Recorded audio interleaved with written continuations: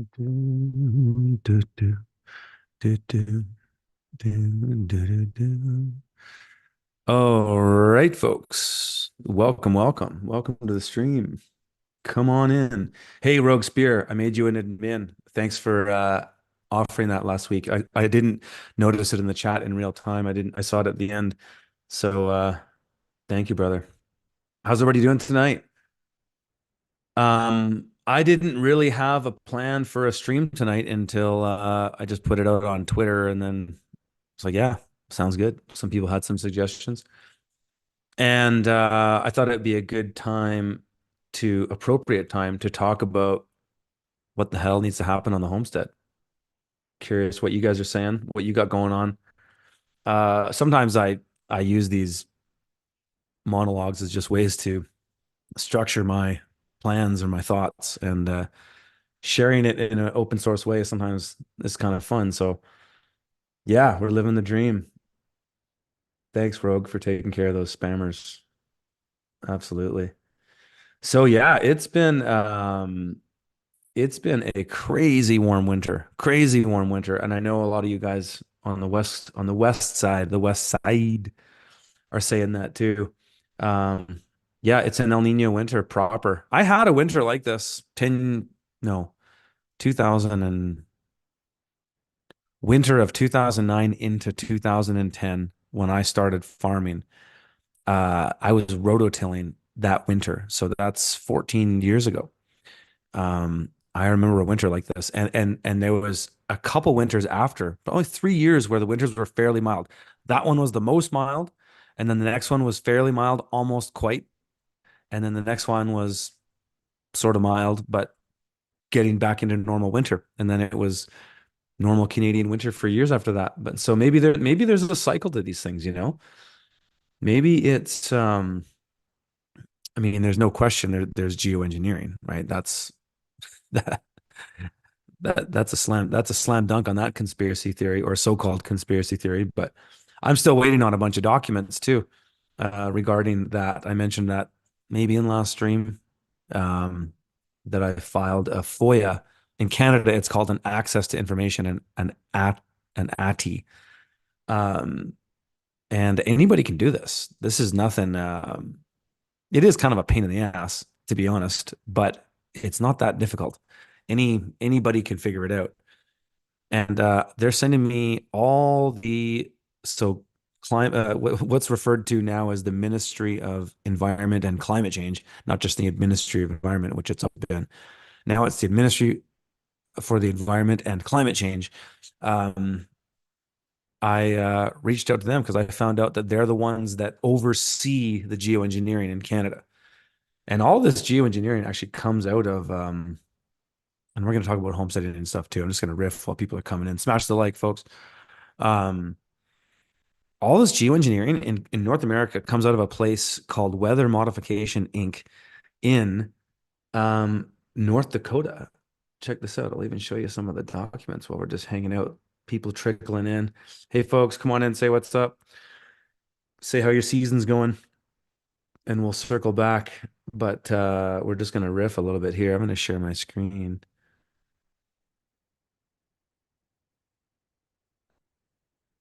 Give me a second. That's not that. There we go. So, yeah, I'm going to show you some of these documents. Some of these that I got from a guy who reached out to me who did the same thing as I did, but he just had information on Alberta. And so this is some of that information. I just put these up in X a couple days ago. And this is the company that does this is pretty much, well, it's everything for Alberta. Is this company out of North Dakota called Weather Modification Inc. LLC, 3802 20th Street, North Fargo, North Dakota, USA, 58102. The chief officer there in charge is Mr. Patrick Sweeney, president. 701-235-5500. Pat at weathermod.com. You can reach out to him. Say, hey, Pat, what's up? I will be soon, but I'm waiting for all of these other documents to come in. And it's interesting too, in Alberta, You know what's weird about these documents they sent me, these PDFs, is I can't text select them. It's all, there's got to be a way around that. Let me know in the chat if there is. But they kind of lock the image so you can't just grab text. Like, see, I can here. Kind of. Can I? Or is it just doing? Oh, maybe I can. Anyways, I haven't been able to grab text and use the find because sometimes the best way to navigate big form amounts of documents is use the find feature, download it as a PDF, and then use find to find keywords, and then you can scan your search a bit more. But here, see, they're cloud seeding. These guys, primary activities of this organization are cloud seeding, atmospheric research, air pollution monitoring, meteorological radar monitoring, equipment design and fabrication, and aircraft modifications. So they modify aircrafts to do this, obviously, right? But yeah, that's those two. And then I had, I think there was more in this thread. Yeah, a little image I shared is, you can see why North Dakota would make sense. Look at that. Boom. 2275 kilometers to edge to the continent, pretty much. Call it 25. And this is a company that was cited in one of the documents, iceflares.com. They make these, I think these ones are for cloud seeding to create condensation, to create rain. This isn't what they're using to do the solar radiation thing. And that's the real scary shit because that's the Bill Gates stuff. Let's block out the sun. That'll be a good idea for you. There's my buddy Berwick. Be down at Anarchapulco this week, next week. So I'm super stoked. Yeah, this is another little tidbit of it. Talking about the flares and what they use. And then in here, looking at a solution of acetone, silver iodide, sodium perchlorate, geez, I can't pronounce any of these, but ammonium iodide will be burned. And then what else is in here? Yeah, I guess this is for cloud seeding. So it'll be interesting to see if they do disclose in the other documents, um, yeah, what they're using across the board for all of it. Because even in this Alberta document, they talk about, and I'm going to do when I get these things, I don't know, I'll do a live stream, I'll do a bunch of videos on it and just kind of show what the government says. A lot of people are commenting and saying, oh, that's going to come totally redacted. Well, I can tell you that this document that I got from Alberta, which is many pages, I don't know, 20 pages, I didn't see a single redaction in it. It's all just straight up, boom, this is what we're doing. In Alberta, it's all under the guise of hail suppression, and even in one of in the document, they create a report for every time it's done. So there's many pages. And then the report kind of goes, this is why we're doing it. This is the reason, and so on and so forth. And the hail suppression is they're just saying, well, in a big hailstorm, Alberta can see $500 million of damage in hail. And so we're going to spend $1 million a year to make sure that doesn't happen or make sure it happens less. And so that's justified, at least in Alberta. And that's one of the things that they do. But even in this Alberta document, it talks about how different types of cloud seeding. There's and they don't actually mention soil or not soil, solar radiation, solar radiating, or there's a term for it. They don't mention it in this one. They say cloud seeding for precipitation, hail busting, and like a storm breaking, or what do they call it? Cloud busting or something like that. I think there's 3, maybe 4 different things that they talked about, but none of them said um, solar radiation. So, but these ones weren't totally up to date. So it'll be interesting to see what I get and see what they're saying. Looking at the chat here. Yeah, you guys in the Midwest get chemtrails insane. From what I've seen, the on the record in Canada, it's 1985, though you can find documents that talk about it prior to that, especially with the technology and the patents and stuff like that. That stuff goes back to the 50s where they were figuring this stuff out, at least on the record. But in Canada, it began the program. There was an act called the Weather Modification Information Act. You can just search that. It'll take you right to the King's printer.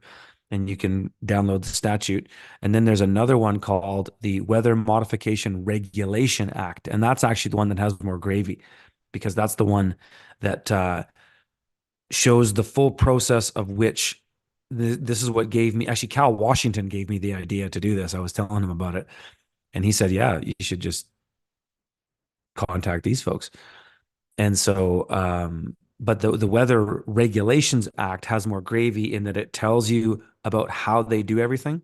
So this is how this has to be logged. This is how this has to be reported. This how this has to be recorded, so on and so forth. And so that's where I found out that it's the Minister of Environment that was involved, because it wasn't on the Information Act. And so, anyways, I just kind of made calls to different agencies and asked questions, and everybody's very nice, very, very nice and polite. So we'll see how it goes, you know. Um, but yeah, so tonight we're gonna talk about what the hell needs to be done on the homestead. What are you guys saying you got to get done? My ponds are filling up very, very well. It's pretty cool. My catchment pond down below. If you've been watching my videos, I've been showing this. I've got two ponds. The bottom, the one that's lower down in the draw, is the catchment pond. It collects all the snow melt and all the precipitation in a fairly big watershed area, and it all goes through that one point. And then I've turned that into a catchment pond that I'm pumping water uphill, only about 20 feet uphill in elevation, but probably about 400 feet away. A secondary pond that's a reservoir pond that has about twice, maybe two and a half, maybe three times. Now that it's filling up, I'm realizing it's probably more than that. Um, but three times the volume of the catchment pond. The catchment pond's constantly filling up. So I turn these off at night and have these measuring sticks in each pond. And the lower pond goes up about at least 4 inches every night, because I don't run the pump overnight. So it recharges and goes up about 4 inches every night. And then the pond on the high side hasn't noticeably gone down. I thought maybe it might have gone down a 1/4 inch last night, but it's kind of hard to tell when the water's semi-freezing and stuff. It's hard to look at these measuring sticks with this clip I have on there to mark the point. And I do it every day. So in the morning when I start the pump up again, I go down and I reset the measuring stick down below, and then I reset the measuring stick above, so I can see how much it pumps. And so today, for example, because the water in the catchment pond is constantly filling up, so it's kind of hard to know exactly what's coming in there, and it's still overflowing. It's slow, but it's overflowing at the end, very little. But at night it recharges 4 inches, and then it doesn't seem to go down on the catchment pond.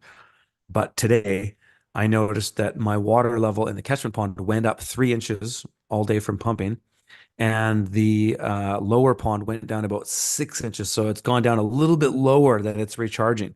So it's off now, and it'll start recharging. But yeah, super interesting observations. It's so cool to have water systems on a property. It's the cat's meow of geeking out on permaculture stuff, in my opinion. It's the thing that I find the most fascinating. It's also the hardest thing to do. There's all kinds of things you can get into in permaculture, easier than doing big earthworks that are moving millions or tens of millions of gallons of water. There's a lot easier things you can do, a lot more small scale things that can be applied before you get up to the big things. But it's fun to do all these things, right? And yeah. So I'm doing an event, folks, private event. I've talked about doing events on the homestead this year. I'm still planning to do that, though I'm sorry, I just don't have anything to share about that yet. People have been reaching out to me, and I'm saving your emails, and if you reach out to me regarding that, I will save your email and get back to you. But because I'm going to speak at Anarchapulco this week, they also said I could host a workshop. And so it's a separate workshop. You have to be at Anarchapulco to go to it, and it's like separately ticketed. And I think it's in the Secret Garden. I think it's where Max Egan does most of his videos. If you ever watch Max Egan, it'll be in the Secret Garden, and it's just going to be total gravy. It's just going to be all the shit that I could talk about privately, but won't blab about on YouTube. And so we'll get in right into solutions, and basically a mastermind session. So no holds barred on questions for me, and it'll be awesome.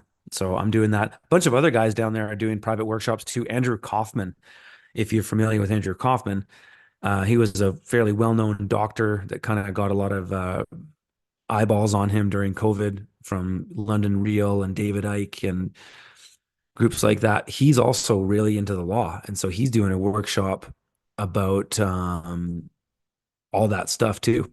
Solutions in commerce, basically. I think commerce, but he's probably into trusts too, I would assume. But he's doing an event. So I'm gonna go to his event too, even though it's all US based. I'm still keen to know. So this conference is like total gravy, man. You look at some of the speakers that are there, it's fucking awesome. It is awesome. So if you want to have some last minute plans and take a flight down to Acapulco, Mexico, um, you can. And if you go and you sign up, there's a link in the show notes of this video. Use the discount code, it'll get you 10%.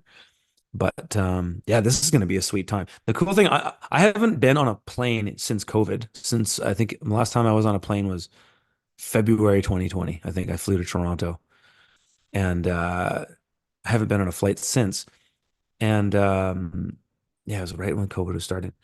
And this is the first time I've done a conference in years. I used to do conferences all the time. All the time I was going to do it, speak at universities and all that kind of shit. And this is the first time in a long time. And I'm super pumped, man, because I've wanted to go to Anarchapulco forever. And I've had a kind of a friendship with Jeff Berwick for years too. And him and I have a bunch of mutual friends up in Canada too. And so we've got to know each other. And he's invited me for years, and I've always wanted to go, but it just ever since COVID, during COVID, I wasn't going to go, right? Not doing that, not getting a vax pass to leave my country. Um, though actually a lot of people were able to leave, and maybe if I wanted to, I could have done it, but I didn't try. So I didn't go during then, and I didn't go during building my homestead because I've been too busy. So, but since the winter's pretty much over, I can leave the homestead without having to worry that things are going to go to shit without me being here. So that's kind of sweet. So I reached out to Berwick and was like, "Hey, dude, any more openings?" And he's like, "Yeah, there is actually." I was like, "Okay, sweet. I'll book a flight right now. Let's go." So that happened real quick. So, anyways, folks, that's going on. And yeah, you guys, if you want me to riff on shit, super chat me and then they'll pop up. Otherwise, it's really hard for me to keep up with the chat. It really is. But I'm just gonna keep talking about stuff. So a lot of stuff has to happen up here before springtime. One thing that I kind of shit the bed on, which maybe I'll be able to get done before I leave, but I don't know, is I wanted to start the garden earlier this year, particularly my peppers and onions. So I failed to do so. But I get back mid-February. Starting everything in mid-February isn't bad. So that's one thing I've got to do is get that all going. I'm doing a bunch of earthworks this year. And so starting to even look at that. The cool thing about when you see all the snow melt and just all the constant precipitation is it just really highlights, especially because there's no foliage, everything's died back. So all the ground is more exposed and you really see where water moves. And that is, if you ever buy a property and you want to figure out um, what to do for earthworks, if you can witness a winter and a winter melt before starting stuff, huge information for you. You know, you can do a photogrammetry survey like I've done with Google Earth and then have all the contours in there. That's all really good too. But to actually see it happen and witness it is something else. Um, and so that's what I would say. Anybody who's going to buy a homestead is do that. Rogue Spear says, "Will I be growing bananas?" You know, I've given up on trying to push it with some tropicals. I am going to at one point. Well, I'd like to, and actually, the more I talk about this, the less keen I find myself thinking about it. But I did tropicals in my greenhouse in Kelowna. There's hundreds of videos about that on YouTube, on my YouTube channel. Um, the ones that I had Meyer lemons, I had all kinds of special oranges. I had navel oranges. I had Meyer lemon. I had Kefir lime. Kefir lime was the best tropical. For the challenge for us is it's cloudy here in the winter for the most part. It's less cloudy up here than it is in Kelowna, quite noticeably. But still, it's not sunny enough to keep the greenhouses constantly warm without inputs. So that being said, if I wanted to put the inputs in on the greenhouse, then I would do that. But it's kind of hard to justify just burning a bunch of wood or burning a bunch of fuel, whatever it is, to just keep a plant that might give you 5 fruits a year. So it's kind of hard to justify. There's guys that do it in warmer climate, not in warmer climates, colder climates, but sunnier climates in the winter. Like probably even in southern Ontario would be a better climate to do it in than myself, or even in a place like Cranbrook, British Columbia, gets a lot more sun than we get out here.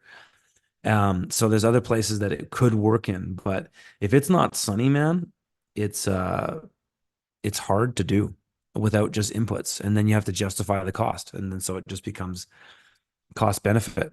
How worth it is it to put in all these inputs? What I find better to do is find more on the margin species of things to plant. So as far as my passive solar greenhouse goes, um, things like figs are great. Fig you can do in a zone 7. So I'm a zone 5 up here at least, maybe probably a zone 4 actually. But in the greenhouse, I can basically hold a zone 7 without any inputs, and a zone 8 because I forget what it is, but that greenhouse has the lowest it's gone in there is -7 Celsius without any heat whatsoever, just from the climate battery cycling. And so that happened at this cold spell. It got down to -32 Celsius outside, and that's close to the same in Fahrenheit, folks. Um, and it only got down to -7 Celsius in there, which is for the Americans just 7 degrees below freezing. So though the degrees aren't the same, but I find metric is so much more logical in that way, thinking 0 is freezing, 100 is boiling point. It's really easy to logically understand the numbers. Whereas Fahrenheit, I find no logic in it whatsoever. It's completely arbitrary, and that's why most people don't use it. But yeah, so tons to happen up here on the homestead beside getting things started. I've got to get a lot of things ready for the construction season. I've got to, there's some things that I want to do this year with Earthworks that suck to do in the spring, but in a way, it kind of helps because you can do it before anything grows. So if you tread lightly, you can get the machine work done on minimal impact. Up here with my skid steer, I don't turn around right now because I the chains are still on, though I should probably take them off now. But because the ground is so thawed and it's so sensitive when it's just thawed and it's just like 2 inches of muck, but it's still kind of frozen down below. You want to tread so lightly, and turning on skid steers destroys your ground. So I basically drive backwards and forwards and just do minimal turn, and I'll do 3 points on a turn to do kind of 90 degrees. And so that way I don't screw up the ground. But I'm putting in about 300 to 400 trees very soon into the food forest, and I'm contemplating, even though I've completely landscaped this, and if you've seen my videos in the growing season, it's terraced, and there's a 30-inch bed down the center of the terrace where all the trees will go 1 foot apart, super high density. If you missed the stream with Dakota Cohen, I'm doing exactly what he's prescribed basically, but for my climate, more adjusted to trees that make more sense for me. But that's what I'm doing, and I'm contemplating uh, getting my mini X back down there, and because I can go on the terraces straight through, and the raised bed is in the center, and then just I've got a narrow trenching bucket just to make the hole for the tree, just to save me that much shoveling. I'm thinking I might do that because it's going to be a lot easier on my back, especially it's hard to move earth when it's all wet, but for getting trees in early, it's pretty sweet. And you keep the trees, get them in while they're dormant and the ground's still cold and wet, and then they're slower to wake up. And so I'm kind of hoping that's how that goes. Oh yeah, Rogue, you're in a zone 3B. Wow, yeah, 3B. That's yeah. There's not even a lot of people in Canada who live in it. Well, there is. Yeah, and that's not true. But 3B is yeah, cold. There's only some spots in the US. Well, high elevation, you can get cold zones like that anywhere pretty much, even in Central America. But well, no, not in Central America, but South America for sure. Oh, oh, you're not in Tennessee. Yeah, right on. So the space after this, folks, we're gonna have Smith on the space, and it's titled what did we title it? If you guys haven't been to the spaces with that I've been doing the last little while, they're a lot of fun, and they're an opportunity for you guys to call in. And so the space tonight is titled Offgrid with Curtis Stone, Homesteader Hotline Spring Call-In Show. So I'll start with a little musical introduction, which is usually around 5 minutes or less. And yeah, then we get the space going. I start riffing on something, and then Smith kind of chimes in. And what Smith does that's really great about these spaces is he helps facilitate the callers. They're not callers, they're speakers. But it's sometimes hard to manage. And people, when I was doing this, there was a couple, I don't know, maybe two or three I did where I was stacking the stream with the space, and you would see me with this little thing with my phone, and you'd see me touching the phone, and people thought I was just like cruising Twitter or something like that. And no, that's what you have to do to manage the space. It's all on the phone. And so I found it kind of difficult to do the stream and space together. Maybe, I don't know, maybe I could get a better AV setup, or there's a way to do spaces on the computer. There isn't so far. And I'm sure there's a way people are doing it, but it's too much for me because I just do these by myself. I don't have any assistants. So I've got people, who volunteer to be moderators in the stream, and that's definitely welcome. The two I have are Rogue Spear and Media Bear. I don't think Media Bear is in the house tonight, but so I've got that. But other than that, I'm just winging it and doing this by myself. So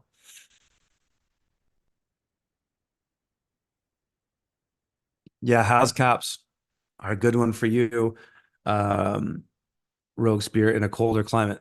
Here's the deal with Housec Caps, though, because I've done them for a number of years.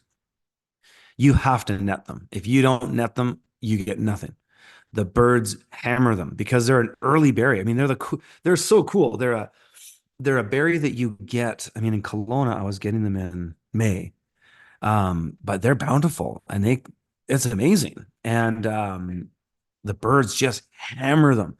So you really have to net all of them, which creates a pain in the ass to some degree, but I think they're worth it. And this is why, doing things in rows, um, not hippie herb spirals, and things like that, makes sense. Is when you're using nettings and stuff like that, doing things in rows is crucial because then you can get one netting to cover many fruit at once, opposed to a single netting on each one, or groupings. If you're doing really um, kind of I don't know what people would consider sort of mainstream permaculture, the idea of mixing all these things together, you would see that. But then that's for something like Housec Caps would be a proper pain in the ass. And a lot of fruit don't need nets.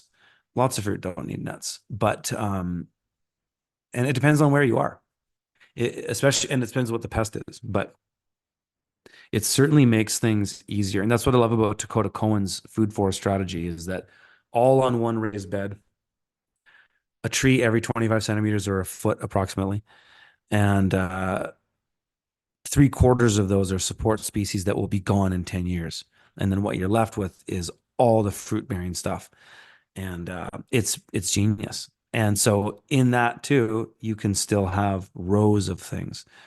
Now, it might be difficult. Actually, no, I was just thinking with interplanting, you could still make it work if you really looked at the way the canopies of trees formed. So let's say you have Housec Caps and interplanted with trees like a poplar or something like that. You could weave the netting that goes on the house caps if you have them every second or third tree or whatever, however you have them. If the trees that are in between have a narrow enough stalk, you could weave the netting that's not touching those trees down at the base of their trunk to cover the tree. You could potentially do that. But that's actually where you'd really have to think about what you're planting and what it's going to need. And so for me, I think it's most realistic that I put my house caps in an entirely different row. And I have one that's at the top of my food forest, and it's not deep soil, but it'd probably be fine for house caps and not trees. And so I'm just going to put house caps in one row, boom, so that I can net them easy. Because everything else, I can grow anything else up here. Birds and bugs don't bother it. I'm not near any agriculture. That's what I love about rural properties. That's why at our Homestead Accelerator program, we encourage people to look at rural properties. You can be close to farmland and all that. That's okay. But when you're really entrenched in farmland, you get all the pest problems that exist in all those other farms around you. And so it's where you're swimming in a sea of chemicals and there's not much you can do about it. And that's why when a lot of people look at a property, they don't look at the macro, they just look at the micro, what's on the property itself. What we do is we pull the lens way back. We look at 100 kilometer, 60-mile radius, what's everything around there and how might that affect you? That's super, super important. And a lot of people, I've known dozens of people in my life who have bought property and they didn't factor in just neighborhood externalities. They just looked at the property. And so that's one thing, whether you're in our program or not, you need to think about when you're looking at properties is zoom out big time. And yeah. Zim Jim in says, I got Twitter for Curtis Spaces. Now I love Twitter way more than Truth. Oh, Truth Social. Oh, really? Interesting. I never went on Truth Social. I've never really trusted Donald Trump that much, so I never really felt compelled to do so. Um, but I don't know. I don't really have any deep answers on Trump. Um, I think it might all be more complicated than we can understand, and whether he's part of the New World Order or not, who knows? Celestial and Sphere says, hey Curtis, what's your favorite nitrogen fixer in your climate? Well, I'm kind of still figuring that out, actually. The ones that grow local to me that I can integrate into my food forest are carragana and green alder. Those are the two trees, I think. I don't feel like opening that right now. I got this big spreadsheet on all of it. I don't feel like navigating that. But yeah, green alder and carragana. Carraganas are cool because they have a bean that's a legume and you can eat it. And chickens like it too. So I plan on having a lot of carragana and green alder in mine. Green alder is actually local on my property. I could actually propagate them from trees all over here, which I might do. But there are some places that are just cheaper to buy. I can get like $5 trees. It might just be way easier and more worth my time to do that. But we'll see. So that's all I would say to those two as far as trees. Nitrogen fixtures as far as annuals is just your legumes. So all those get cycled through my garden eventually, and they fix a bunch of nitrogen. One thing, a common misconception people have with nitrogen fixing plants like legumes is they assume that the soil doesn't need any fertilizer because it can make nitrogen. That's just not the case. They still consume nutrients in the soil. Yeah, they probably don't need as much nitrogen as say squash, but they do need it and they do fix it, and they fix it better if you inoculate your beans or your peas. Um, and but they still need all the other things. They still need all the micronutrients. They still need all the macronutrients. So I found actually last year I did a big shelling bean crop, which I still haven't fully processed, by the way. It's still hanging in these dry bags. Um, in the plot of land that I had my chickens in over winter, and so I didn't do any fertilizing with that crop at all. So, but I did plant beans. So it grew incredible, huge yield, many, many tens of pounds of dried beans. I haven't measured it all out yet. I don't actually know, but good crop for very little work. And my chickens also went in there afterwards as I was desiccating the crop just by not watering it, drying it out, get all the husks dry. The chickens went in and only ate the foliage off the plant, not the beans, which meant that I was able to pull those crops out and just throw them right into the dry bags, without having to um, worry about too much foliage because the chicken stripped all of it. So I'm having a hell of a time with chickens, folks. I've got another is that one coming out tomorrow? Does my firewood? Yeah, I got a firewood one out today. I got a chicken one out tomorrow. And I'm having a hell of a time with chickens this year, man. They're integral to my garden and they basically make it so that I don't have to rototill at all. I can just shape the beds with a rake so easily because the soil is so soft and tilth, and it's full of nutrients. So really, really cool. Um, Again, folks, yeah, it's hard to keep up with the chat because you know, hey, folks, I see 180 degrees says hello, hello. This says moldy. No, they weren't moldy at all. They were bone dry. Um, but yeah, so that's one thing I still got to deal with is deal with that before spring. That'd be nice to get out of the way. And I'm doing a bunch of more water diversions, and I'm actually going to do one or two of them before the spring. The cool thing about winter in a climate like mine is that the ground really settles. Like it's crazy. How much ground settled in front of my house was quite eye-opening. It was a few inches, but it I thought I packed it really good, and we did. But it still settled a lot. One big mistake I made on my home, which I'm glad I made before we finished it, is I should have put snow rails on my roof because I have these long 212 pitch. They're like 38 feet long, all coming in one direction. I've got gutters on the low side, but I thought, well, maybe I won't get that gutters and I'll let the snow come off and I'll deal with it. But it's like, no, forget that. It's a pain in the ass. Too much snow at once. It's too dangerous. So I'm going to put snow rails up there and just hold the snow because my roof is more than spec to hold all of that weight all winter. And then it'll be more efficient because then it'll just melt and it'll go through the gutters. It'll be nice and clean. And so I have so much water coming off these structures. It's unbelievable. It's absolutely incredible. It's been dripping. It's just stopped raining no, end of the day yesterday. It stopped raining. So I had a night without rain and it didn't rain today. But other than that, it's been raining and snow mix for a week at least. And the snow kind of keeps accumulating on the roof. And so it might stop raining, but the roofs are just dripping constantly. And I've been measuring how much water I can get off my roofs, and it's staggering. It's at least 10,000, 20, no, 20,000 liters a day. If I can do, and I can do it all because I got to do one more diversion to catch the front of the greenhouse, but I can collect and divert all the water from my garage that I'm in right now, office, greenhouse, the Paso Solar greenhouse, and the house, and all the roofs around the front of the house. I can divert 100% of that water in one direction very easily. And it's already 90% there. And what I'm going to do is I'm going to create a third water source on my property by doing massive rainwater collection. And so I'm going to do a bunch of in-ground cisterns, kind of like those the buried septic tank ones. I think they're 5,000 liters each.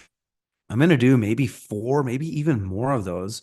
See how much ground I can dig up in this one spot that I have in the low part of my house. I'm going to dig it up, bury them, and put a sump pump in there. Basically, there'll be two ways the water moves out. There'll be one way that'll be like an emergency water system house. So if it's a grid down scenario, as in our grid, no electricity, I can run a manual pump in the basement of my house that has a primed line that goes to this water source that's underground and non-freezable. And I can just pump this and I can charge my pressure tanks and then run water for a period of time until the pressure drops and then go back there and pump it again. That's an off-grid tech you can get. And so I'm going to put that in my house by having this other water source because the one, um, I have a deep well, a shallow well, and ponds and a big pond catchment. So kind of three ways to recharge water. Then I've got rainwater. So I've got four ways to create water. Two of those, the deep water well especially, requires quite a bit of electricity to pump from. It costs about I think it's 1.5 or 2 kilowatts constantly to put out 10 GPM. So in the wintertime, once our house is finished, that'll be easy because it'll just run every now and then, pump up the pressure tanks in the house, and then you won't have to run that pump for maybe a day. But if there's no electricity, you can't run it at all. So what do you do if there's no electricity, period? How do you get water?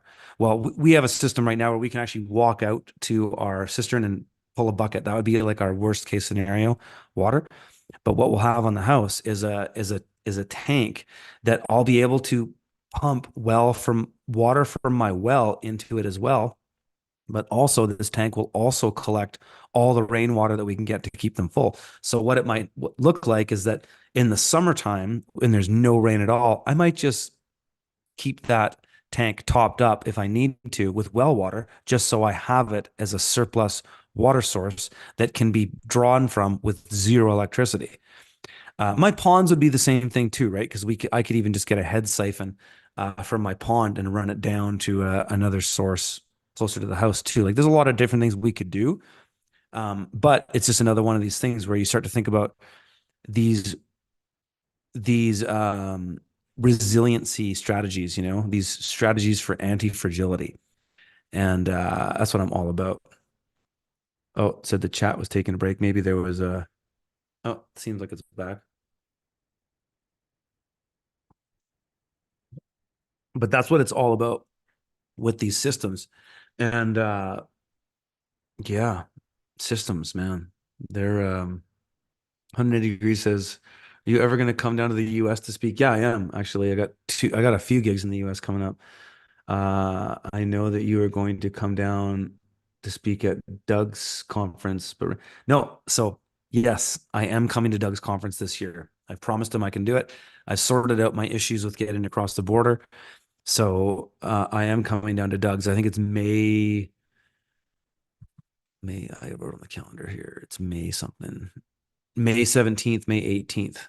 I'll be flying into St. Louis, Missouri, and then going to the conference. So yes, that is happening.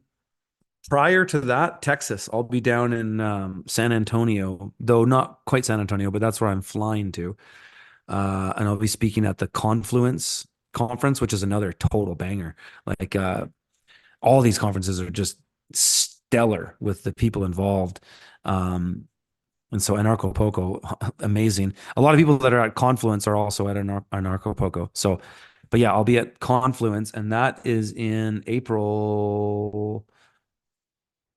Confluence is April 5th through 8th. And so, oh, what's this? Is this a link I can share with you guys? Let's see. Yes, it is. Oh, no, no, no, never mind. That's my that's not the front page. Anyways, I'll find something and I'll share it with you. But that's happening too, and that's on a big regenerative ag farm, that Confluence place. So that's going to be sweet. That's going to be a real cool scene down in Texas. I've been wanting to get back to Texas for years, man. I know so many awesome people down there, and got to tell you, I'm a little nervous about shit popping off in the U.S. to be honest, but um, we're doing it. We're doing it. It's just myself coming down. So um, yeah.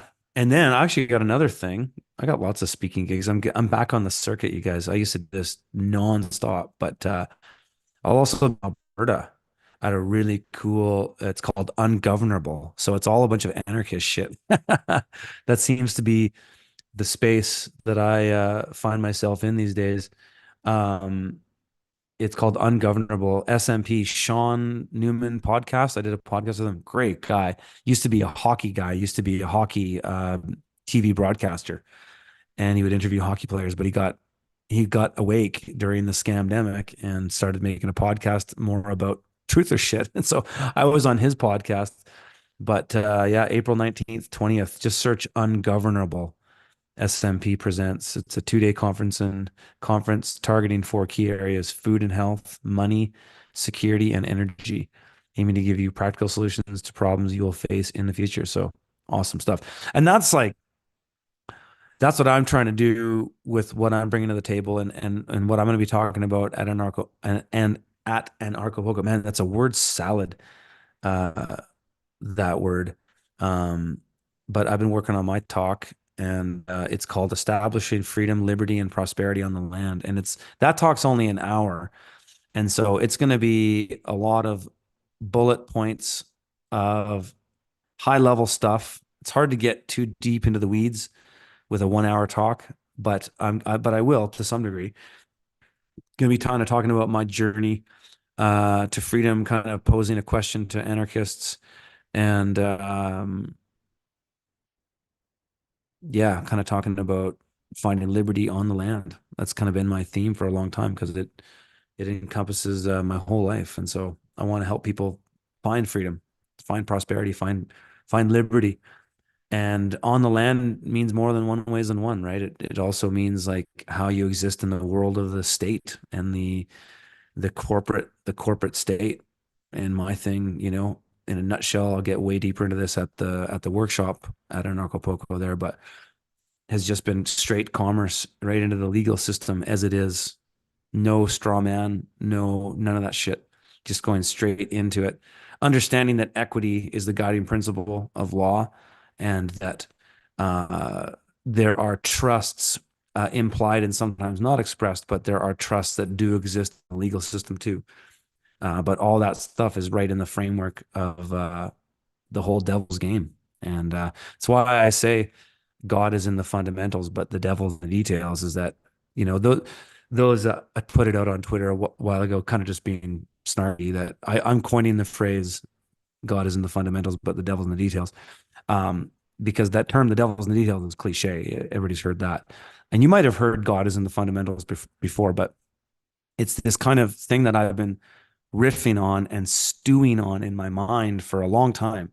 And a good buddy of mine, Paul, I kind of had a hanging out with some friends in our area, smoking some joints and having esoteric conversations and macro conversations about things and ideas. And he has this great story. I've told it in, I don't know, one of these or the spaces before, but of how he kind of woke up. He was a high level accountant who did audits for big corporations, big names, and he got awake to how he had this traditional history in accounting, which was all based on fundamentals and all based on just general principles to make a P&L or whatever it is.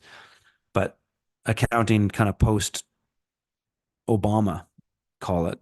I think that's what he says, is it all became about technicalities and all about ways of working the system and all about ways of cheating it essentially. And that kind of made him start looking at things deeper, and he just found, records of corruption and everything. And it was his sort of red pill moment.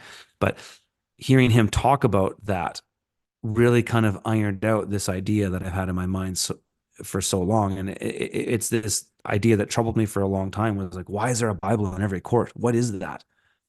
And I don't have a definitive answer. What I have is a theory. So take it for what it's worth.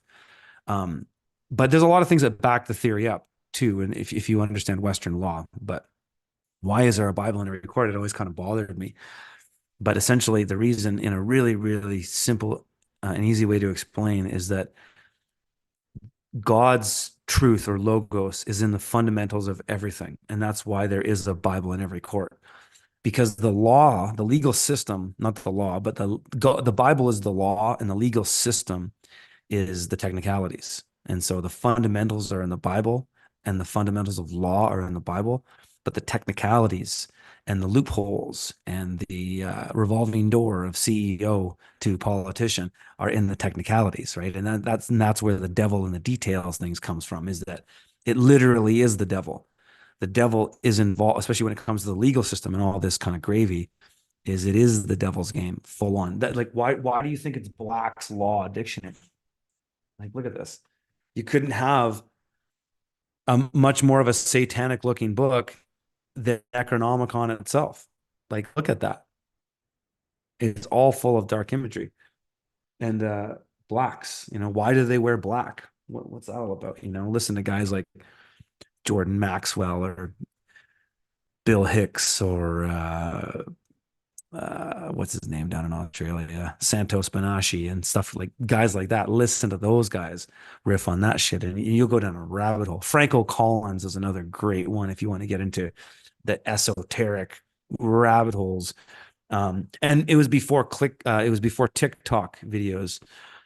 David Strait's another good one too. I've talked about him in the past, but uh, I'll tell you something right now. As a guy who's been, geeking out on these gravy videos for 20 years, legitimately, like I've been watching this kind of shit. My dad gave me the DVD, of some of this stuff.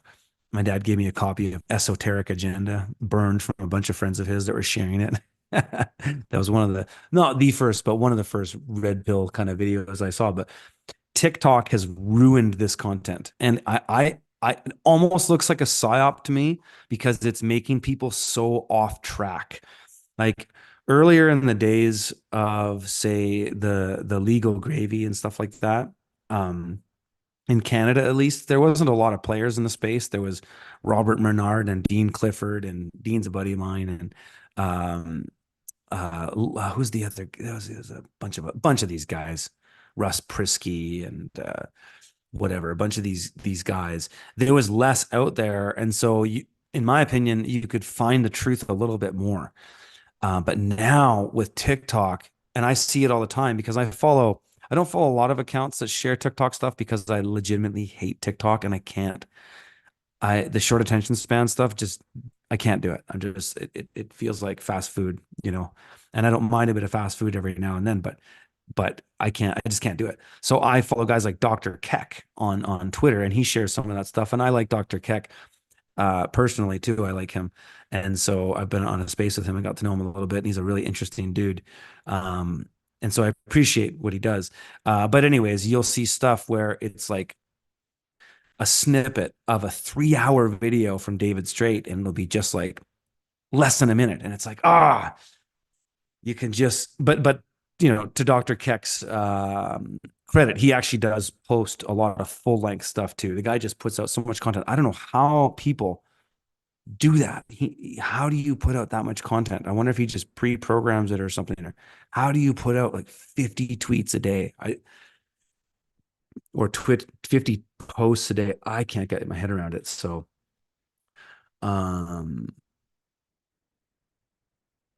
yeah. The Devil is a Lawyer. Somebody said, you guys ever see that movie, The Devil's Advocate, with Robert De Niro, or no, Al Pacino? Pacino and Keanu Reeves. It's really good. Um, yeah, it's really good. Rogue says, I've been looking into syntactical trust system and smart contracts. Very interesting topic. Are you talking about the syntax thing like Russell J. Gould and that whole thing? Anybody here follow him and into that whole thing of syntax and that whole remedy? I have to say I'm not at all convinced with that stuff at all. And I can't believe how much it's blown up. They have conferences all over the world, or at least all over the US, or I don't know. But it looks like a bunch of word salad to me. And this guy claims to be the postmaster general, but you don't see him on anything. It's a claim. I sent so and so a letter and they didn't respond. Therefore, I am. That's back on the law stuff a little bit. That's a thing that a lot of people make mistakes in this space, is that they get into writing remedy and stuff like that, and they start doing more ballsy stuff, and they don't get a response. And so they assume that, well, it's all well and good because I gave them a tacit agreement and they failed to respond, so they're in default. And then there is a proper way to do it. And I got to say, guys like Cal Washington are doing that with their notice of liability. And that's something that I'm going to be talking more about soon. I will have Cal on a stream coming up soon. I think I'm going to wait until these documents come out, these chemtrail documents. And then I'm going to, it'll probably just end up in his notice of liability, because I know that they are writing a document that covers chemtrails. So if you don't know what a notice of liability is, it's a pretty powerful document if it's done right. It's a way of using the full commercial system as it exists, the legal system as it is. It's all about money.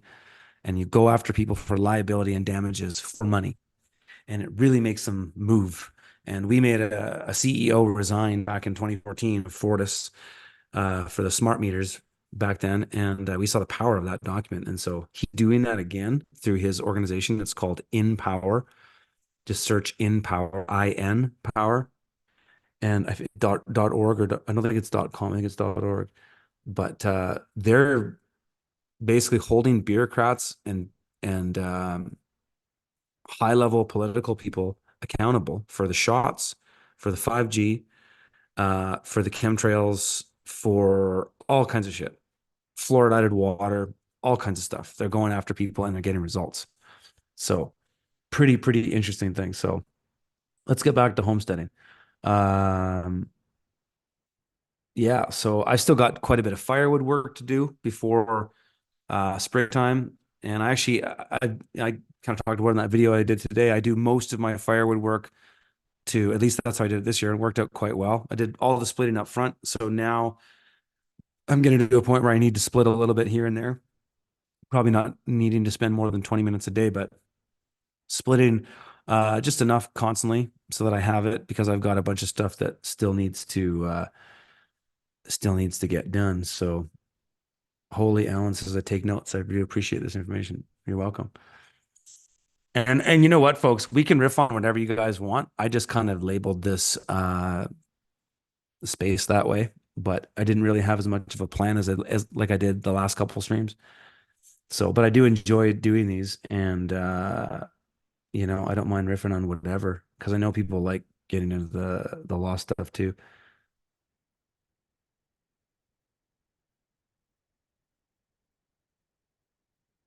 KJV says was translated via multiple hierarchical committees. Common law, what is commonly agreed to? See, common law I don't really do. In the US, there's common law, but in Canada, there isn't really common law. There is, because there was Magna Carta. At the same time, Magna Carta was signed under duress. And so you could make the case that we don't even have common law here. And I don't know anybody that's ever gotten a remedy from common law, except if the cop just was kind of ignorant and just didn't want to deal with it and didn't felt like it was necessary to push harder. But in Canada, you start doing common law and playing the name game. Yeah, it's a mess. Yeah, Jim Cron, are you into Russell J Gould? And you spelt the name the way that he spells it. Are you into that stuff? What do you think about it? But yeah, common law is a way. Ask Dean Clifford; he'll tell you it's a way to end up in prison, basically. And so I would highly recommend. A lot of people that get into the law stuff first get into the straw man. And there's a guy out there named Christopher James who's done some pretty good stuff, and what he says about the straw man is totally true. But his solution for it, I depart from him, because I haven't seen him accomplish any wins with his approach, because his whole approach is let's take over the courts. And my whole thing, and this is what I'm going to be getting into a lot more at Anarchapulco, is my whole thing is I've abandoned the idea of the commons, in that I'm an anarchist in philosophy, but not in practice. Because to be an anarchist in practice, unless it's agorism or something like that I'm doing, of course, or to live by the principle of I'm going to live with the least amount of interaction with the state as possible. However, in order to do things that you want to do to be free, you have to interact with the state. So in a way, practically, I'm not an anarchist, but I'm starting to see this dichotomy between anarchist thought. And I talked about this a bit yesterday, but or not yesterday, but in the last stream. It's worth bringing it back to, though, is that there's people who are anarchists, and a guy like Larkin Rose is another one. Great guy too. I love his stuff. He's speaking at Anarchapulco, but his talk at Anarchapulco is it's when humanity finally wakes up. And you can buy the title. This is about, hey, if everybody could come together and agree to anarchy, wouldn't it be great? I agree, 100%, absolutely. And I'm interested in what he has to say about how the world ought to be, because good ideas are good ideas. However, those ideas are not getting me any remedy. They're not solving any problems for me in the immediate. And so that's where I start to depart from anarchism in some regard, in that, well, there is a state. Yes, it's a corporation, but it still has the monopoly on force and it still controls commerce. So as long as you're using their money and using their percentage, their money and land titles and things like that are included in that. If you don't know the game and you don't know the rules, you'll get ruled. And so that's another thing that I'm telling people all the time and saying all the time now is that if you want to live without rulers, you first have to learn the rules. And if you don't learn the rules and you just are an anarchist that wants to say, fuck the system, you'll get railroaded and you'll feel real quick that that attitude only takes you so far. So,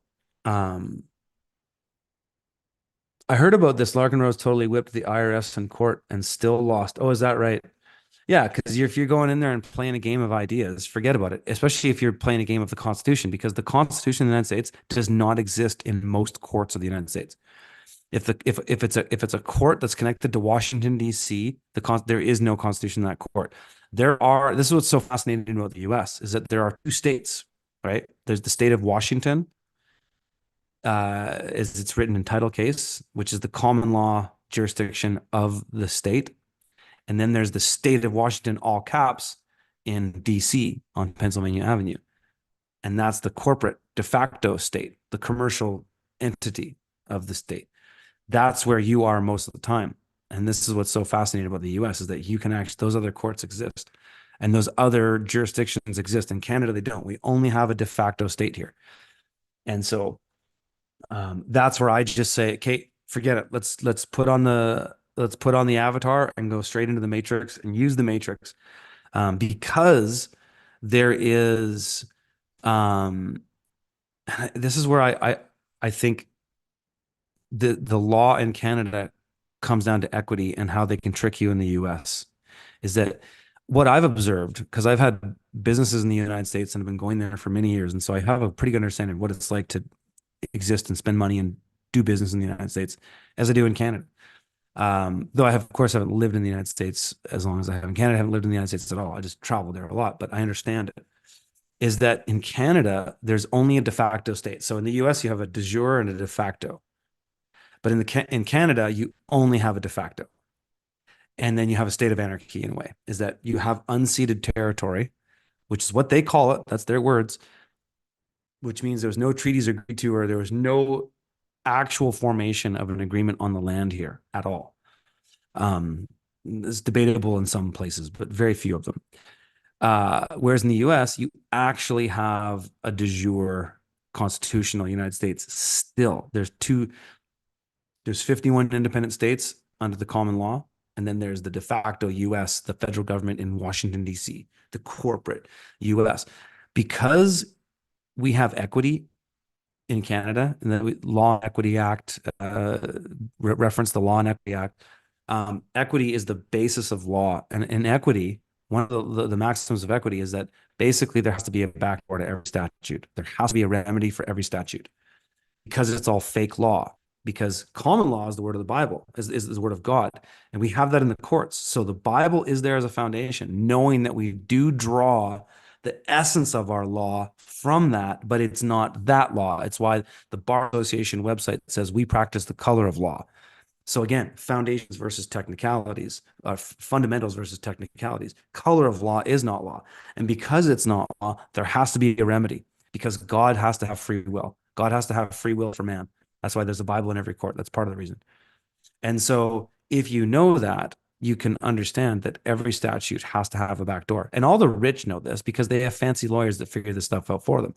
And most of these people are so compartmentalized that they don't know anything about statutes. They're an aristocrat family that have a family law firm that manage their affairs, and they just deal all that stuff for them. They find them those remedies if they're there. But we can find those things ourselves. But anyways, what's liberating about Canada is that if you know that, that's where you go. And you don't have to play this status correction game. You don't have to play this straw man game or any of that. But in the US, you can do that. And I wonder if this is why for some American statutes, there isn't the same level of equity that I see in Canadian statutes, because they can go the other way. They can go to the constitutional system. At least I don't know. This I'm kind of spitballing, but it's kind of theory that I've had about why things are because the most heinous sort of non-violent crimes I've ever seen committed are in the United States. The United States government, in every respect, is far more forceful and egregious than the Canadian government across the board.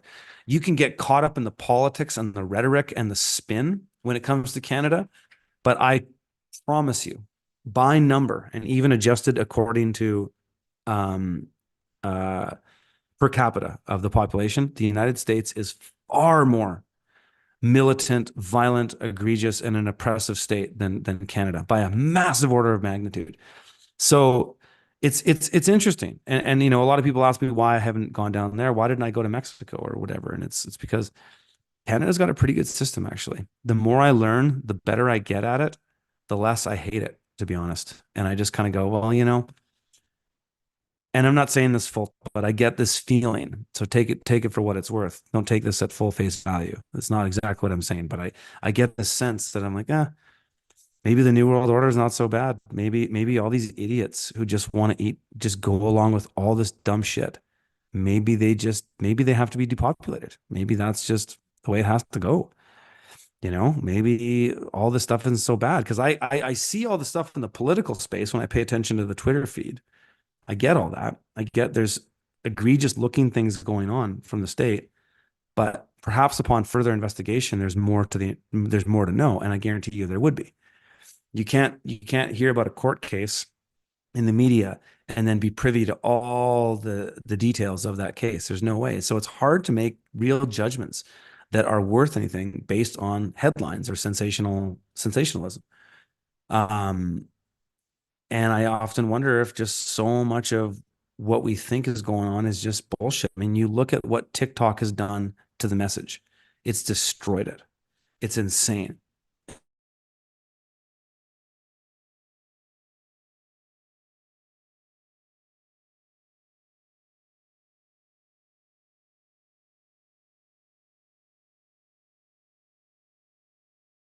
Of oh, there the stream kind of seized up for a second. Prior to TikTok, it was a lot of quality. You had to dig for it, but the quality was there. Long form, really detailed things that you wanted to know. In the TikTok age, it's coming at you from every angle, but it's a machine gun assault of half truths and not even the tip of the iceberg of the information that's necessary to fully understand a concept. TikTok, in a way, has just inundated us with so much not bullshit. They've inundated us with so many half truths or just incomplete truths that people think they're getting to the truth, but they're just distracted by ding, ding, ding, ding, ding, ding, literally doing this constantly. And that's where this Apple Vision thing is going to get nebulous. I'm not excited about where that goes with society, and I'm more than ever grateful and thankful to be in the country living where we do because I don't want to see where this shit's going. Like, have you guys seen this stuff? I actually saved a bunch of it on Twitter here. Let's see if I can pull it up. How do I go to my bookmarks? Bookmarks. Oh, there we go. Sweet. All bookmarks. Yeah, okay, check this out. Just the madness. I'm not excited where this is going as far as society is concerned, but that's where Apple Vision could go. There's some neat. I actually had one of these when I was a kid. Virtual Boy. This look at this one. Deep fake live. Change your boyfriend's face to Leonardo DiCaprio. Just ridiculous. Look at this. She's wearing like a sunglasses version. Apple Vision Pro, is it? Look at this guy driving a Cybertruck. Look at this. It's fucking insane. I thought this guy too. He's just pulled over on the side of the road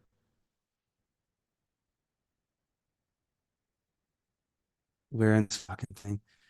This is just ridiculous. This guy, Alex Finn, I'm pretty sure he's just trolling, but he's showing how, look, I can have, my girlfriend left me, and I'm sure he's just joking. But now I can have dinner with Elon Musk, Kanye West, and Nicolas Cage. Look at these two dipshits. Like, this is what you're gonna see when you go into the cities. Like, it's if the phones weren't enough already, you'll just have people that have no capacity to socialize or interact or be normal at all. Um, and so it's going to further this great divide between people who are, I don't know, call it awake and not awake for lack of a better term, but I'm sure you could drill down on that more and make that more complicated than it. I don't mean to create just such a simple dichotomy, but um, you know, this is going to really separate people like children, because that very soon there's going to be parents putting that on their kids at ridiculously low age, like probably 5 years old, and those kids are going to grow up completely in this world, and you won't even be able to talk to them because they won't have any capacity to just exist without having a machine gun assault of stimulation coming through their optic nerve, you know, 16, 20 hours a day. So they won't even be able to function. And so it's going to, I mean, think about how propaganda is going to be implemented. That's a whole other insane conversation. But, if you ever seen that Black Mirror episode, I think it's the first one, maybe of the first series, where there's Apple Vision, but it's in your eye and it's installed and you have no say about it. And people get blocked out. So you can become banned if your social credit gets low enough that you'll just be a blur and nobody can see you and talk to you, and you'll live this isolated life surrounded by people that you can't see. Like, just think about how insane this whole thing could go. And it's absolutely ridiculous. And so I'm not looking forward to seeing that when I go to the city from time to time at all. I don't know. What are you guys saying? Is it absolutely insane? Excuse me while I blow my nose.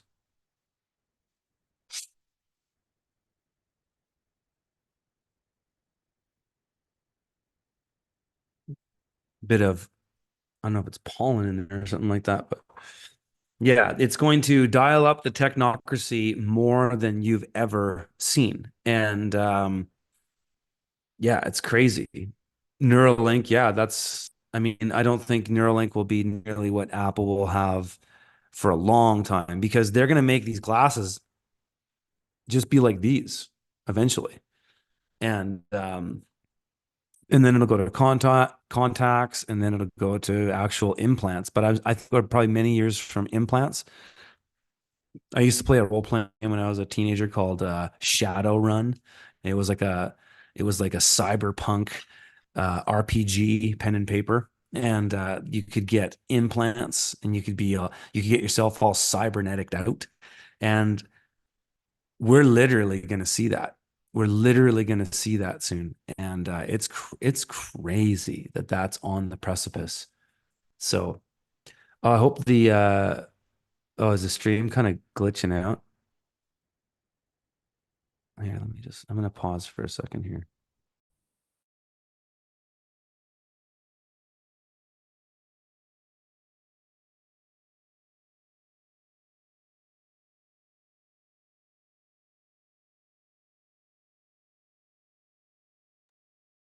Okay, I just wanted to pause for a second and then listen to the stream because there's about a 30-second lag, and so I just want, or maybe a minute, we'll see, lag. So I just wanted to listen to it to see if it was okay. And the sound, like, it was coming out okay. It looked like can you guys give me a thumbs up and let me know if the stream's struggling?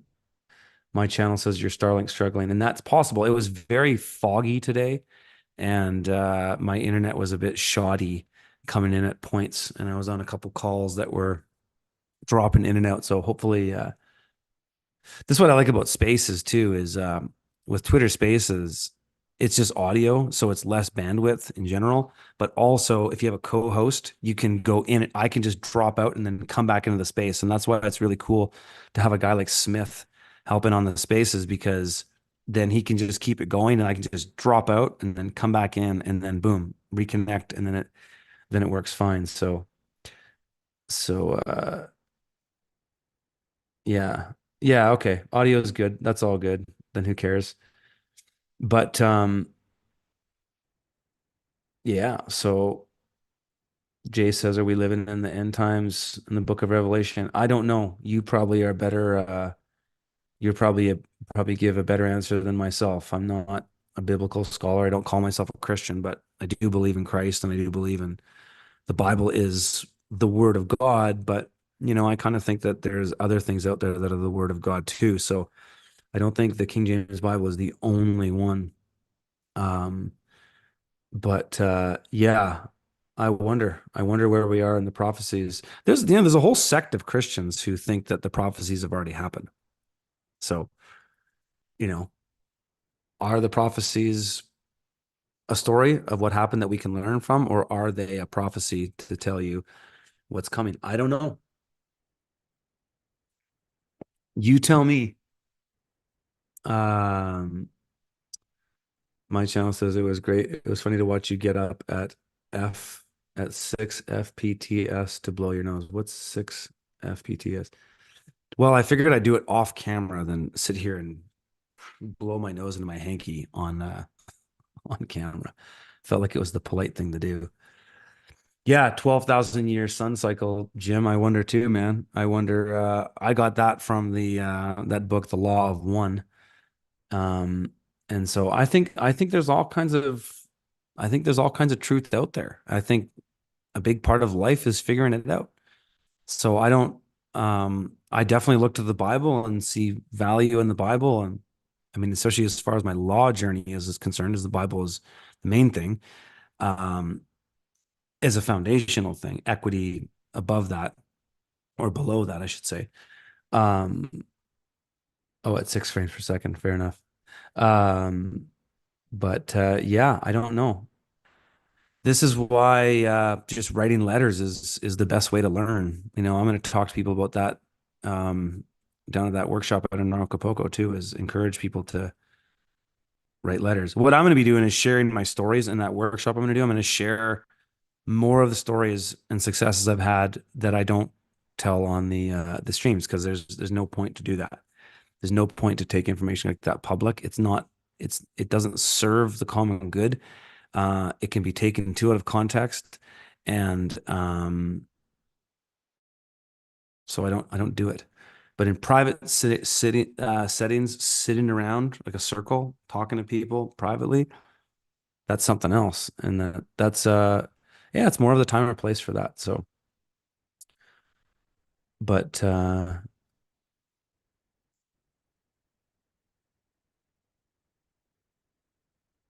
says I have Ben Davis's catastrophicism book.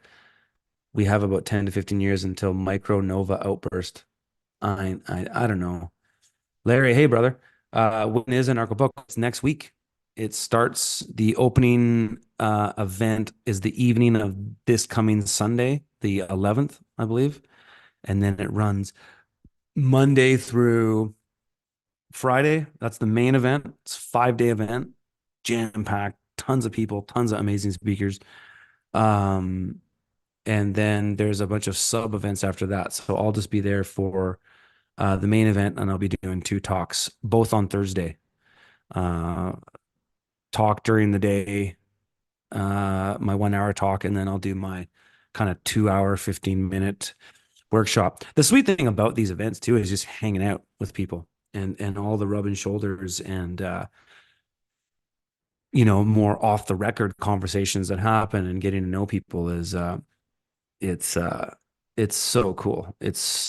Yeah, I've always had a good time at these conferences. And it'll be interesting to see how Jeff's conference, Anarchapulco, though he barely has anything to do with it anymore. It's really amazing group that are running it. They've been really organized. how it stacks up to the best, in my opinion, the best conference that was ever done for me, at least in my professional speaking career, was Permaculture Voices down in San Diego, or down in, it was in a few different places in the San Diego region, but Temecula and places like that. But that was the best. I remember I went to that conference 3 years in a row. Paul Wheaton, Jeff Lawton, Michael Pollan was there in the first one. Of course, Joel Salatin. Did I say Jeff Lawton? Darren Doherty. All these permaculture greats, all of them, and Jack Spirko and all the sort of anarchist crew too, at least agorist crew. And that event was just so fun. It was just so fun. I've talked about that in previous streams, but I'm really hoping this event is close to that. I think it is, as far as the organizational structure I've seen so far. I think it is. It's not all doom and gloom. The Earth's magnetic field is collapsing as we pass through the galactic current sheet. It's a wave that generates events every 12, 6, and 3,000 years. Yeah, maybe, man. I'll tell you what, I've been, down the Mayan calendar rabbit hole, the polar shift. That stuff has been predicted for so long, and nothing has really happened with it. So if it's happening or not, I don't know. But it's one of these things, it's kind of like flat Earth, that I just don't care to commit that much of my time into. It's interesting, no doubt. And I think there's a lot of, yeah, it's fascinating. It's interesting. But at the end of the day, what do you get out of it? Um, that's kind of where I'm at with it. I get it in the sense that, yeah, the moon landing is obviously fake. So much stuff about space is fake. Um, but is it flat? I don't know. I don't know. I haven't seen it with my own eyes, and so everything that I'm seeing, if it isn't with my own eyes, is presented in some way. And so, how can I trust it? And I think in this day and age, you can't really trust anything, especially now that AI's got the run of the house. Now with this Apple Vision stuff, it's going to get off the chains. It's going to get off the chains. How ridiculous the propaganda, the gaslighting, the division, and all this shit is going to get. It's going to be ridiculous. So I'm not looking forward to seeing that, and I plan on coming into cities less and less as time goes on, because my goodness, I can't even imagine and have no desire to go to a city like New York City anymore, um, or even Toronto, or even Vancouver. No desire whatsoever to even just see what's going on. And you can bet after a couple years of uh, this Apple Vision that, and post COVID too, right? Because everybody's behavior habits changed after COVID significantly. Then you stack that in with the narcissism of social media, TikTok, and the instant gratification of all this shit, and then a thing on your head. Not only are you going to get nuked with uh, radiation, but the brain cancer rates are going to explode, guaranteed. In like 5 years, it's going to just explode. And then there'll be like some pill you can buy monthly to avoid getting brain cancer, I'm sure. But it's just going to be absolutely insane. So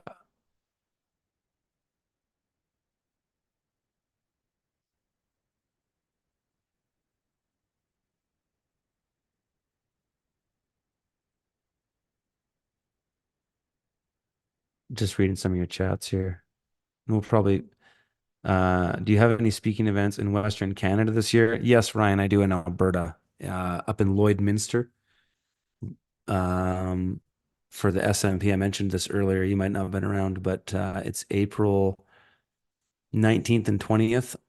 SMP presents Ungovernable. Um, Sean Newman podcast. I did a podcast with him on Twitter. Really great interviewer, hockey guy, who's totally awake now. But so that's the only thing I have in Western Canada planned. And then I am planning to do some events on the homestead. Um, but I've been kind of slow to get that happening. And these events that I do on my homestead are going to be pretty exclusive, in the sense that um you're gonna have to like apply to do it. And the reason for that is to filter people out, to be straight up. There are some people that follow me that I do not like. Okay. There's some people that follow me that I don't want on my homestead. And I don't need to name any names because there's not actually any names in particular. It's just that there are people who have a thing of following people that they don't like. And I don't want anybody like that coming on my home. And so when we do the mastermind event, which will be a 2-day event, just going into the trenches with all the stuff that helps you find freedom in Canada, um, that's going to be very choosy about who comes to that event because it's intimate, be 10 to 20 people max, and people have to be good at giving space. Sometimes I've taught workshops for so many years and all over the world, and I've taught thousands of people in person. And when you do, with the higher the value of the workshop, which is what I prefer, higher value for the cost, but higher value for the experience, really high value information, is that if there's annoying people there, it ruins the experience for everybody. And it really does. And fortunately, I'm fairly good at shutting that down, but there are some people. I've been to so many workshops and events, attending conferences for years and all that. You get these sort of archetypes of people that come to these events, and sometimes you get the know-it-all who just wants to talk, and then everybody's sitting there wondering, like, why the hell did we pay to listen to you? That kind of thing. And so with this kind of stuff, and I found this in my farming stuff for years, is that you have to really filter people, because some people just ruin it. So events like Anarchapulco and other these conferences I'm going to that aren't on my property, I don't need to have that same level of filtration. That's fine. But having people in my personal space on my home and having my family and around is, really precious. And it's not something that's for everybody. And so that's how that's going to go. But other events like this, we don't need to do that so much. So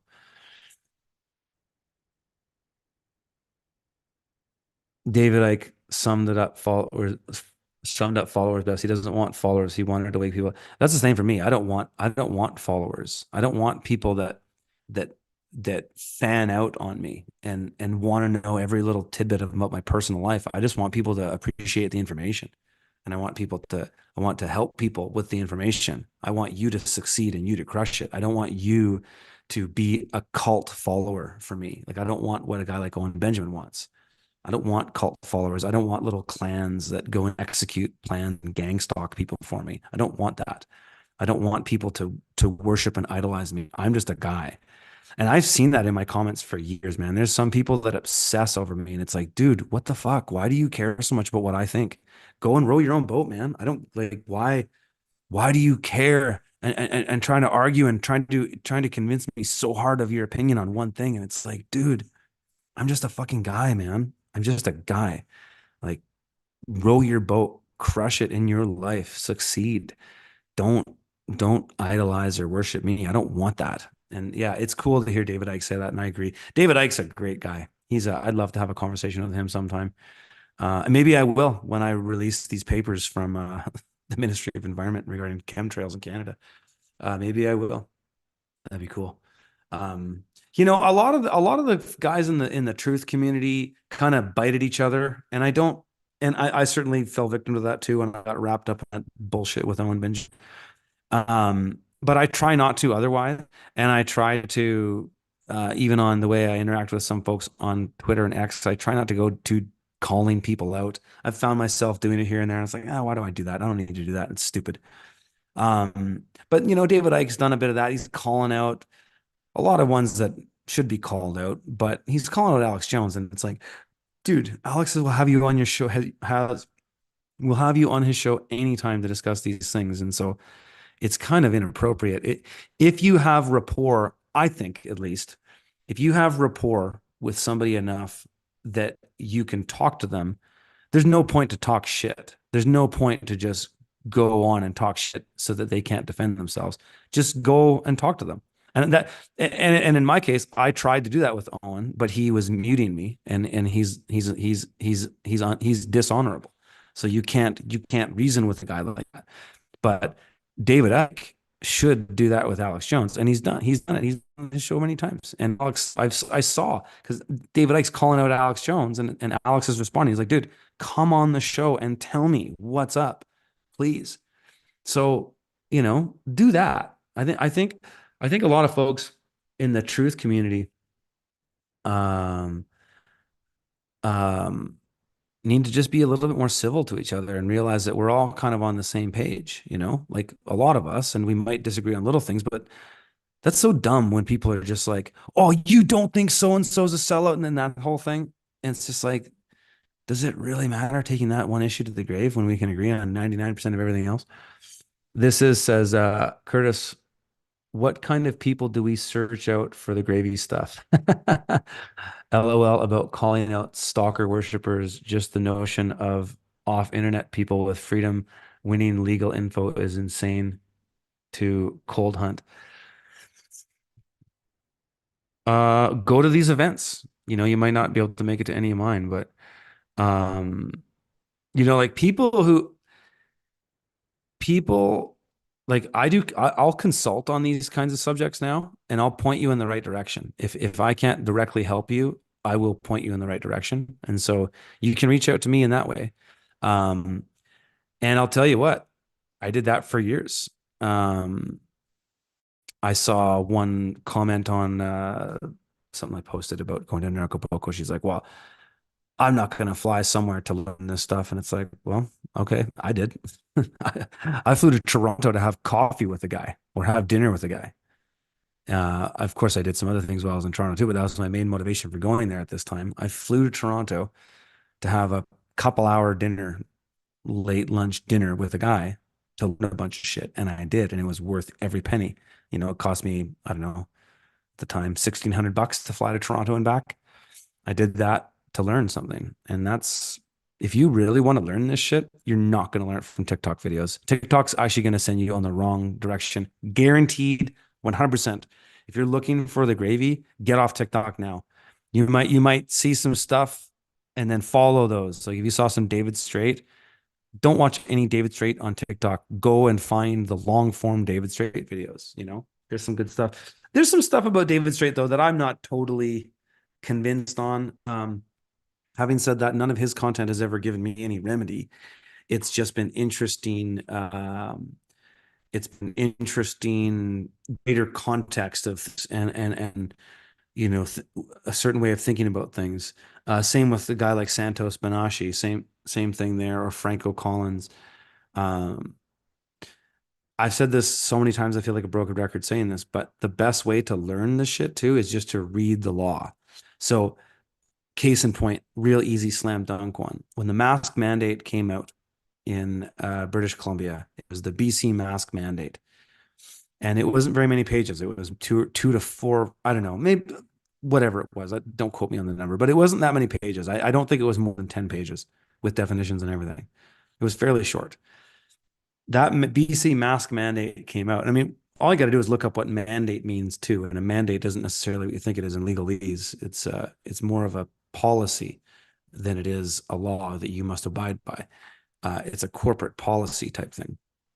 But anyways, all you had to do, so again, remedy in the system, all you had to do was read that mandate and Article 4, I believe it was Article 4, and that they changed it, and then the article got bumped around. They update these mandates all the time, and the article numbers sometimes change.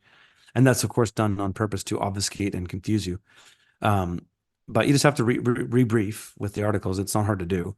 But you could see right on there, Article 4 on the mask mandate said medical exemption, and you don't need to give a reason. It's just like across the board medical exemption. So the legal remedy was right there from the beginning. If people got ticketed for things like that, though they were claiming that remedy and they took it to court, they won. In Canada, everybody I know won. I don't know anybody that ended up having to pay those fines.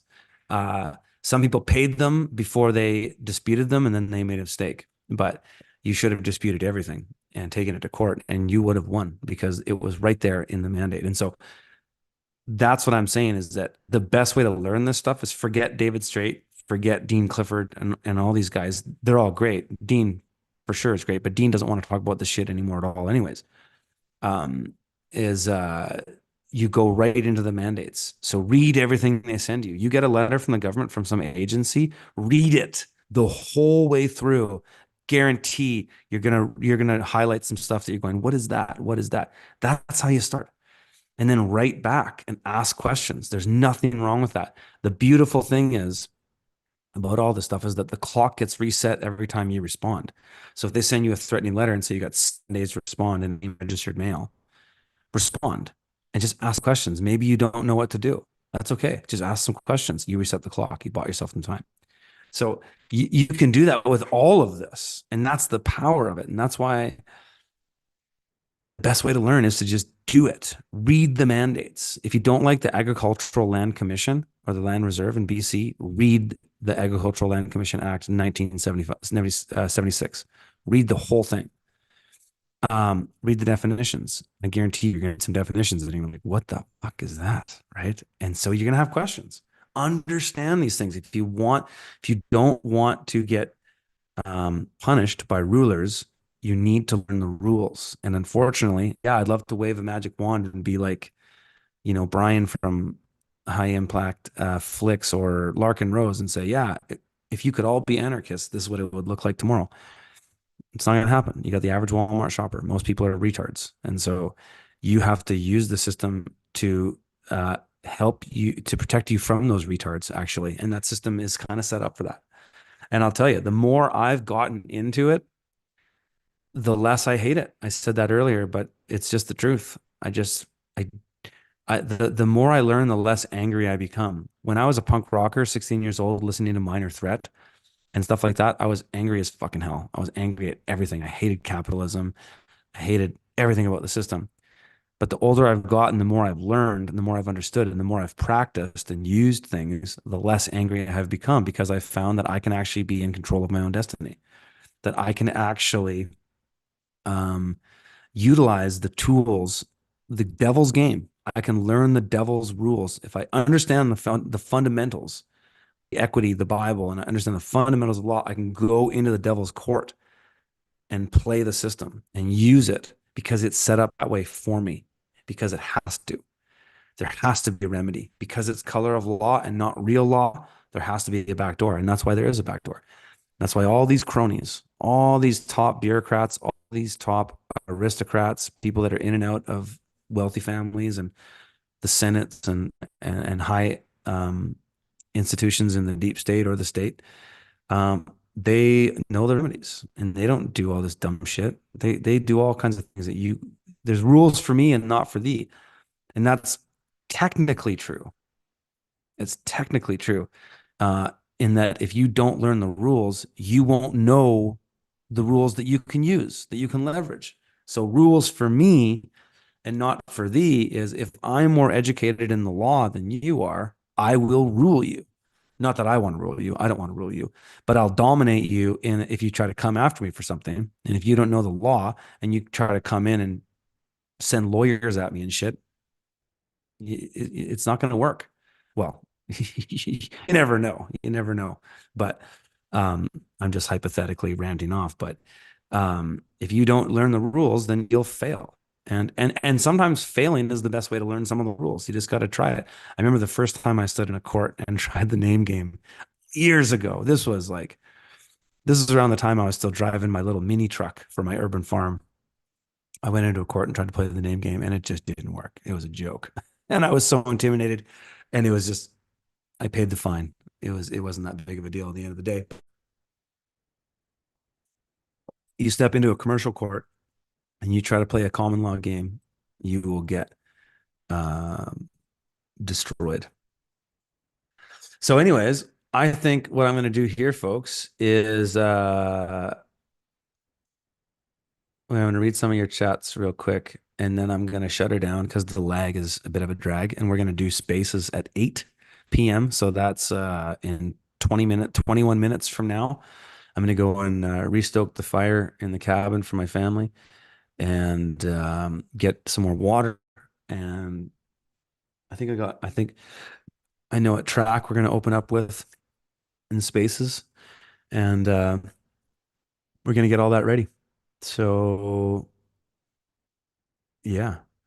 Grizz says, I no longer hate anything. Me neither. I don't have time for it.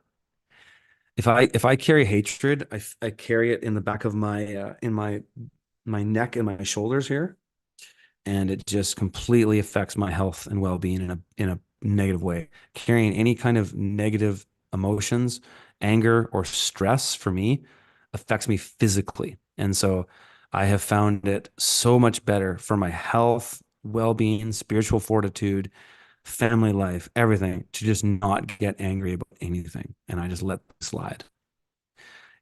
I don't think let things slide as in if son is being a little shit, I'm not gonna let him slide. But I don't get angry. I'll raise my voice if I have to. But I don't get angry. I don't take things to bed with me. And that's been really, really helpful for me in my life. So, anyways, folks, hey, thanks for the super chat there, Mike. Appreciate that, brother. Um, we are going to shut her down and we're gonna head over to spaces. And hey, you know what? Before what I'll do is I'll spam the chat with the space so you guys can jump over there. And we got Smith in the house doing co-host, which is so sweet. And so, yeah, you can jump over to the space in the chat there. I'm just kind of spamming the chat. And then that's where it'll be at 8 o'clock. And you guys can call in and we can just riff, whatever. It's pretty much just Homestead call-in show. So whatever you want to ask me questions about, whatever you want to riff on, it's all good. We can get into this. We can go forward with this shit. We can talk more about anarchism. We can talk more about the system. We can talk about gardening. Anything goes. All right, folks. We'll